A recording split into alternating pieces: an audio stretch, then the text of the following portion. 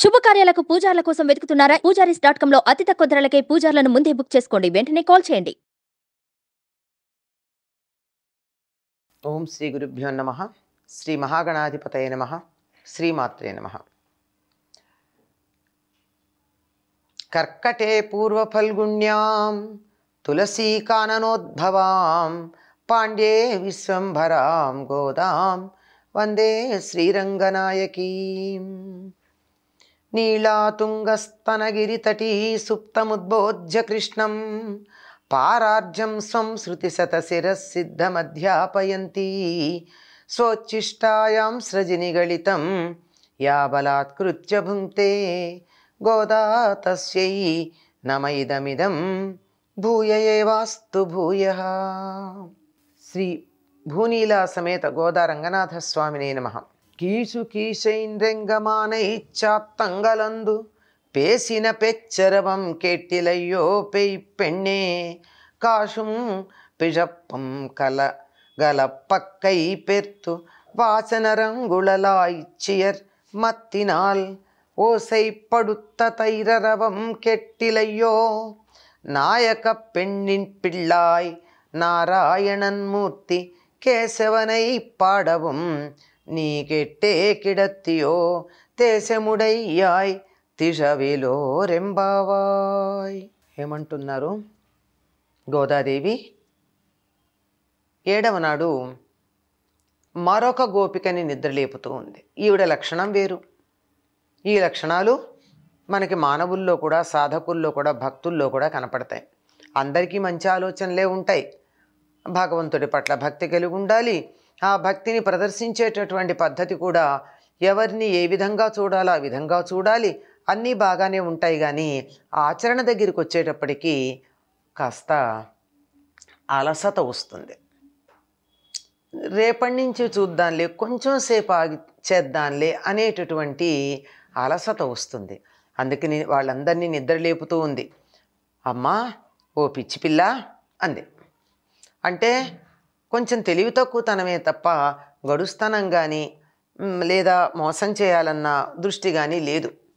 కొంచెం అమాయకత్వమే ఉందని చెప్పుకోవాలి.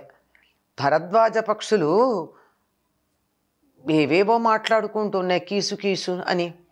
ఎందుకు అంటే లేచాయి, ఇంకా అవి ఆహారానికి బయటికి వెడతాయి.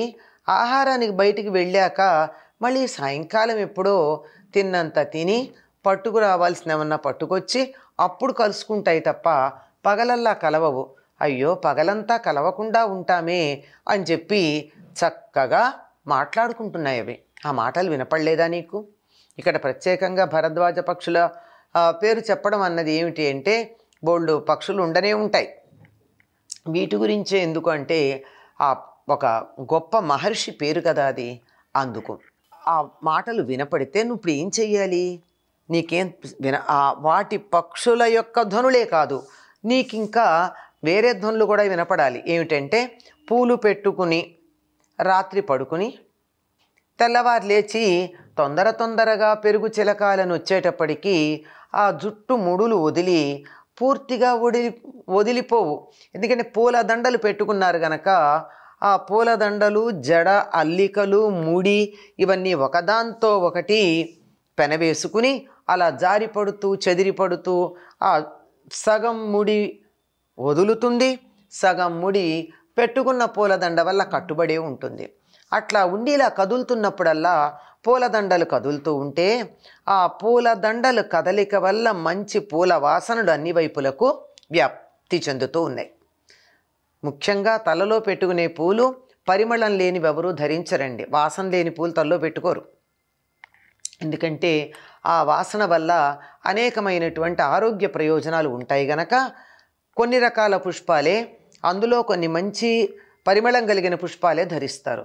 అందువల్ల వాళ్ళు ఇలా తల కదుపుతున్నప్పుడల్లా ముడిలో ఆ దండలు విడివడి జడ అంటే జుట్టు దండలు ఒకదాంతో ఒకటిలా కదులుతూ ఉండడం వల్ల మంచి పరిమళం వస్తూ, కవ్వంతో పెరుగు చిరికేటప్పుడు వారి చేతులకు ఉన్నటువంటి కంకణాలు, మెడలో ఉన్న ఆభరణాల ధ్వనులు కలిసి ఆకాశాన్ని అంటుతున్న పెద్ద ధ్వని వస్తోందిట. అంటే గోపికలు చక్కగా పాలు చిలికేటప్పుడు ఇలా చేతులతో చిలుకుతారు. అక్కడ ఒక రాట పెట్టుంటుంది, చిలకడానికి కావలసినటువంటి కవ్వపు రాట అని. దానికి కవ్వాన్ని కలిపి ఈ రెండింటిని కలిపి చాలా జాగ్రత్తగా చిలుకుతారు. ఒక్కసారి గనక ఆ పదును పోయినట్టయితే కవ్వం దడేలు మన కింద పడి ఆ పెరుగుకుండ పగిలేటటువంటి ప్రమాదం ఉంది. దానికి చాలా నేర్పు ఉండాలి. ఈ నేర్పుతో చేస్తూ ఉన్నప్పుడు చేతులకు ఇక్కడి నుంచి ఇక్కడ కంకణాలు ధరించుంటారు. ఇవి కదులుతున్నప్పుడల్లా ఇట్లా ఇట్లా కదిలి గల్లు గల్లు గల్లుమని మోతొస్తుంది. ఇంతేనా? ఈ చల్ల చిలికేటప్పుడు ఏం జరుగుతుంది అంటే ఇలా ఇలా చిలుకుతారు గనక ఈ గుండెల మీద ఉన్నటువంటి రకరకాల హారాలు ఉన్నాయి, ఇవన్నీ ఒకదానితో ఒకటి ఇలా కొట్టుకుని మంచి ధ్వని వస్తోంది. వీరంతా ధనవంతులన్న మాట ఇంతకు ముందే మనం విన్నాం. అందరి దగ్గర సంపదలు ఉన్నాయి, మంచి ఆభరణాలు ధరించినటువంటి ధనవంతులైనటువంటి సంపద కలిగిన వారు అని చెప్పి సంబోధన చేసింది.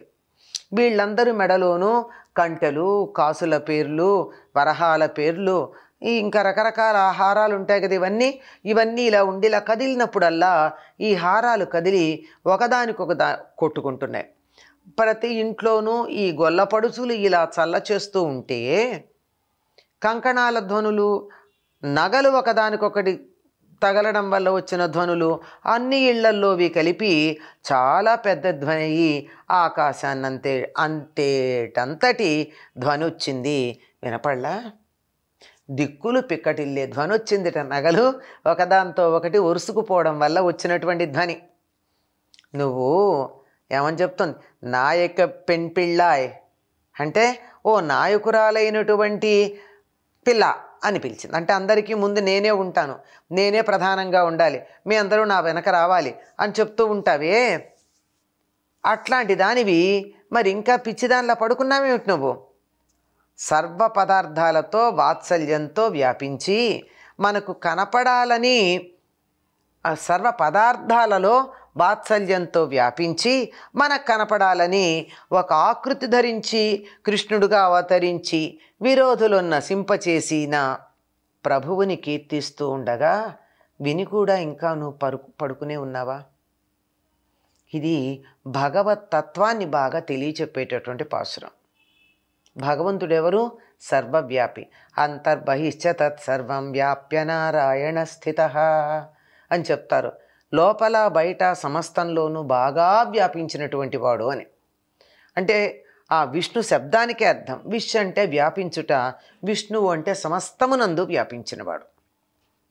సమస్తంలోనూ వ్యాపించినటువంటి విష్ణువు తనకంటూ ప్రత్యేకంగా అన్నింటిలోనూ అంతర్యామిగా ఉన్నాడు. అలాంటప్పుడు ఎలా కనపడతాడు? ఉదాహరణకి పూలదండ ఉంటే పూలదండలో దారం కనపడదు కదా. దారం కనపడితే దండే లేదు. ఏ పువ్వు కా పువ్వు విడిగా ఉంటే దారం కనపడదు కదా. ఆ విధంగా సమస్తంలోనూ వ్యాపించి కనపడకుండా ఉన్నటువంటి వాడు, అయ్యో మేము ఆరాధించుకోవడానికి రూపం లేకపోతే ఎట్లా, నిన్ను ఎలా గుర్తిస్తాం, మేము అమాయకులము, తెలివి తక్కువ వాళ్ళం, మా కంటికి కనపడితే తప్ప నిన్ను మేము ఆరాధన చేయలేమే అని అనేటటువంటి భక్తుల కోసం ఒక మూర్తిమత్వాన్ని చెందాడు. అంటే ఆకృతిని పొందాడు. ఆ ఆకృతి ఎట్లా ఉంది? కృష్ణుడు అనే రూపాన్ని పొందాడు. అలా పొంది వచ్చినటువంటి వాడు ఊరుకున్నాడా? శత్రు సంహారం చేశాడు. అటువంటి ఆయన యొక్క ఘనతని కీర్తిస్తున్నారే అందరూను. అది వినపడలా నీకు? అంటే ఈ హరిదాసులు అని చెప్పబడేవాళ్ళు కానీ, విష్ణు భక్తులైనటువంటి వారు కానీ, జీయర్లు కానీ, ఆలయంలో ఉండి విష్ణువుకు సేవ చేసుకునేటటువంటి వారు, గబగబా వచ్చి ఆలయాన్ని తెరిచినటువంటి వాళ్ళు కానీ, వాళ్ళు విష్ణువుని కీర్తిస్తున్నారే, ఆ కీర్తనలు వినపడలేదా నీకు? ఇంకా పడుకుంటావా నువ్వు? అవి వినపడుతూ ఉండగా కూడా పడుకుంటున్నావా? నీ తేజస్సు మాకు కనపడుతోందిలే. అంటే నువ్వు లేచావని తెలుస్తోంది. నువ్వు నిద్రిస్తున్నట్టు లేవు, నువ్వు మేలుకున్నట్టు మాకు అర్థమైపోతూనే ఉంది. నువ్వు బయటికి రా. దాన్ని, నీ తేజస్సుని మాకు కనపడకుండా నువ్వు దాచిపెట్టద్దు. దాచిపెట్టకుండా మేం కూడా దాన్ని దర్శించి అనుభవించేట్టుగా తిజా అంది. అంటే తెరు అంది. ఇదే తెలుగులో మనకి తెరు అని, తలుపు తెరు అన్న చోట బండీరా రాస్తాం.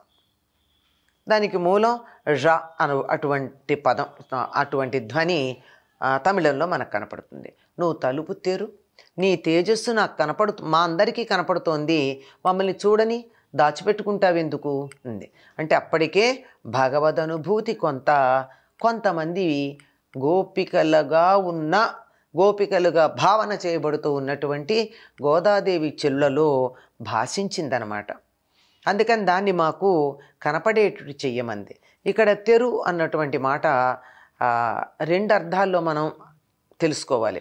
ఒకటి భౌతికంగా తలుపు తెరు అని చెప్పడం, మరొక్కటి నువ్వు మాకు కనపడకుండా నీ అంతరంగానికి తెర వేసి ఉన్నావు, కప్పేసుకున్నావు. ప్రతి మనిషిలోనూ కూడా, నిజం చెప్పాలంటే ప్రతి జీవిలో కూడా భగవతత్వం ఉంది. మిగిలిన జీవుల కన్నా కాస్త ప్రస్ఫుటంగా కనపడేది మానవుల్లో. అటువంటి దాన్ని అహంకార మమకారాది అనేకమైనటువంటి పొరలతో కప్పివేస్తాం. దాన్ని తొలగించడమే తెర తొలగింపు అంటారు. తెర తీయగరాదా అనేటటువంటి కీర్తన మనకి తెలుసు. తెర అంటే భౌతికంగా ఉండేటటువంటి బట్టతో చేసినటువంటి తెర కానీ, ఇక్కడ తెరు అంటే తలుపు తెరు అని కానీ కాక, లోపల ఉన్నటువంటి భగవత్ చైతన్యం అందరికీ వ్యక్తమయ్యేటట్టుగా, తనలో ఉన్నటువంటి దైవాంశ ప్రస్ఫుటంగా వెలువడేటట్టుగా అహంకార మమకారాది పొరలన్నీ తొలగించమని అర్థం. అలా తొలగించు, నువ్వు మాకు కనపడు, నీ దగ్గర అటువంటి వెలుగు ఉందన్న సంగతి మాకు తెలుస్తూనే ఉంది సుమా అని. ఇక్కడ ఈ పాసురాలన్నింటిలోనూ కూడా కృష్ణావతార ఘట్టాలన్నీ ఒక్కొక్కటిగా ప్రస్తుతించబడుతూ ఉన్నాయి. ముందేమో వామనావతారం గురించి ప్రస్తుతించబడింది, ఆ తర్వాత పూతనాహరణం, శకటాసుర భంజనం, దామోదర లీల, ఇలాంటివన్నీ ఒక్కొక్కటి. ఇక్కడ శత్రు సంహారం అనబడేటటువంటిది ఇక్కడ కనపడుతోంది.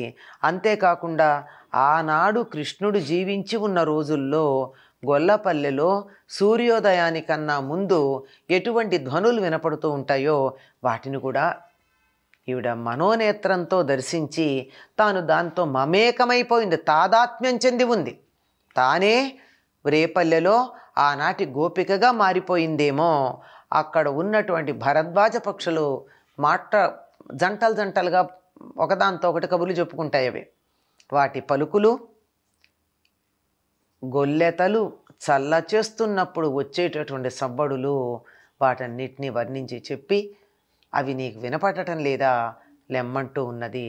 అంటే అటు పక్షులు ఇటు మానవులు అందరూ కూడా తమ కర్తవ్యం చేయడానికి తాము బయలుదేరారు. ఇంకా సాధకుడైనటువంటి భక్తుడు బద్ధకంగా పడుకోవడం ఏమిటి, లేవాలి, తన సాధనని మొదలు పెట్టాలి అనే దానికి సంకేతంగా తెరు, బయటకు రా అని చెప్తూ ఉన్నది గోదాదేవి. చెలులకు మాత్రమే చెప్తోందా, మనందరికీ చెప్తోందా? ఒక్కసారి మనం ఆలోచన చేసుకోవాల్సి ఉంటుంది. స్వోచ్చిష్టమాలికా బంధగంధబంధురజిష్ణవే విష్ణు చిత్తతనూజాయై గోదాయై నిత్యమంగళం. స్వస్తి.